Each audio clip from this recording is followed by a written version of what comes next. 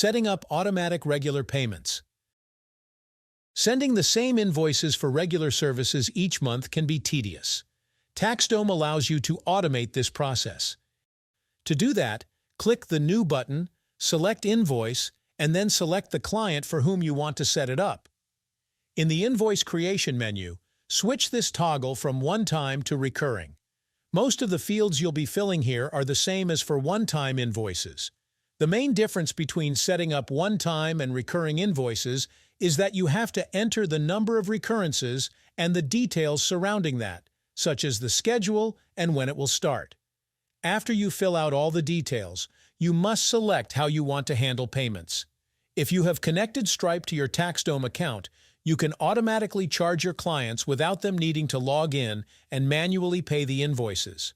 In this case, they need to sign the invoice and enter the payment details to activate the invoice. You can connect Stripe in the Integrations tab on your settings page and ensure it is listed as the default provider. Let's take a look at a bookkeeping example. First, select your bookkeeping template. Let's change the recurrences to 12, covering an entire year. Now, let's choose to start on a specific date and send the invoices on the 5th of each month. Once satisfied with your settings, click the Create button. Remember that if you choose the Automatic Payments option, your client must sign an agreement to authorize future payments.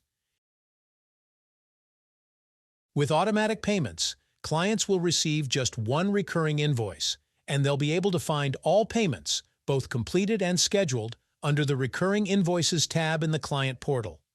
Selecting manual payments will work like a schedule. Your clients will receive one-time invoices on the dates you specify. If more than one contact is linked to this client, at least one has signing authority by default. But you can turn it off for unneeded contacts by clicking on the three dots on the right of their email address and then clicking Disable Signatory Authority. The invoices will be sent based on the schedule I set up, and the client will be automatically charged each time. If you want to check the schedule of each invoice, go to Billing, Recurring Invoices, and open the invoice we just created. It will show the show payment schedule. Here we see that the first one was paid, while the other 11 will be charged automatically in the upcoming months. You can also edit just one invoice without affecting the others. For example, if you provide additional services this month, you may need to add a line item to the invoice to adjust the amount. In the payment schedule, click the three dots next to the invoice you want to edit and select Edit.